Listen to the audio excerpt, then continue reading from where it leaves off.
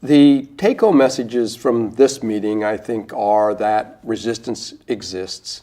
It's possible that we've contributed to that with the use of macrocyclic lactones in dogs who actually have infection, and that would include the soft kill approach.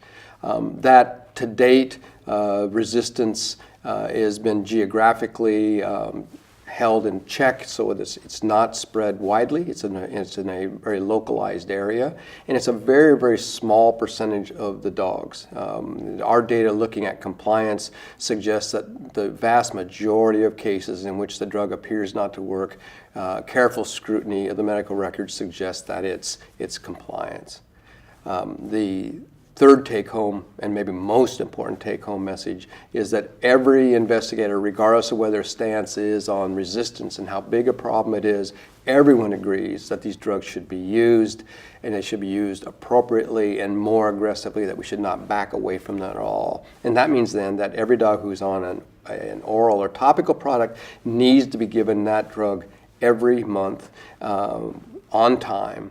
And particularly in the Mississippi Delta area, what goes on there, I believe, is that you've got massive exposure.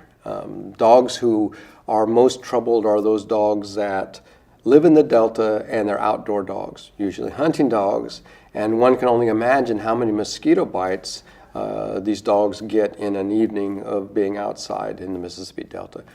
That's coupled to the fact that when you're in a heartworm endemic area such as the Mississippi Delta, that a high percentage of the mosquitoes are carrying heartworms. So it's lots of mosquitoes and lots of infected mosquitoes get in these dogs.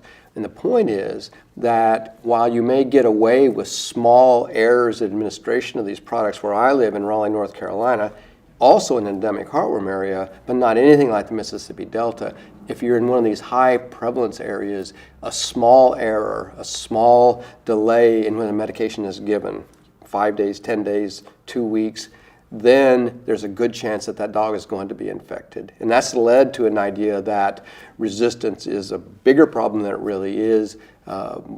We have looked into that because of this. We, meaning the scientists, have looked at resistance, and they've proven that resistance is there. It's one piece of the puzzle. And it goes along with compliance, it goes along with heavy exposure, it goes along with many things that can be done to help these dogs have less exposure. A great one is that Labrador can be taken inside, put in a garage, could be staying in a screened-in enclosure, screened-in porch, and that's going to reduce the number of hits it's going to take in a given evening and in a given season.